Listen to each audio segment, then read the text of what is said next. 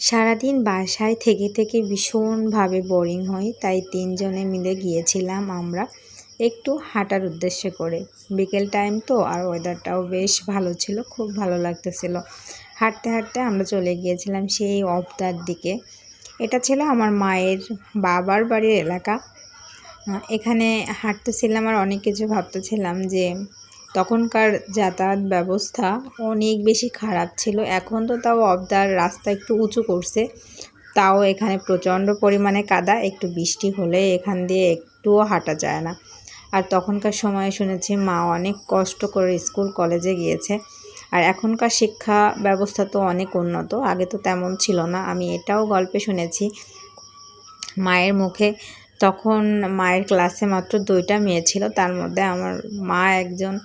সত্যি কথা বলতে পড়াশোনার দিক দিয়ে আমি অনেক প্রাউড ফিল করি যে আমি একটা শিক্ষিত মায়ের মেয়ে। সো আমার আম্মু যদি শিক্ষিত না থাকতো হয়তো বা এত কষ্ট করে আমাদেরও পড়ালেখা কখনো শেখাতে পারতো না, জানি না কি হতো।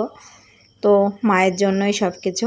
তাই হাঁটতে হাঁটতে অনেক কথাই মনে পড়তেছিল, মায়ের মুখের কথা। তারপরে এখানে একটা ঘোড়ার গাড়ি দেখলাম, বসে পড়লাম অ্যান্ড ছবি তুলতে বলতেছি, তারা ভিডিও করে ফেললো, সেটাও আপনাদের সাথে একটু শেয়ার করলাম। আর এই জায়গাটা বেশ ভালো লাগতেছিল, তাই এখান থেকে একটু নেমে একটু ঢং শুরু করে দিলাম, আর ওরা আমাকে একটু ভিডিও করে দিচ্ছিল আর কি।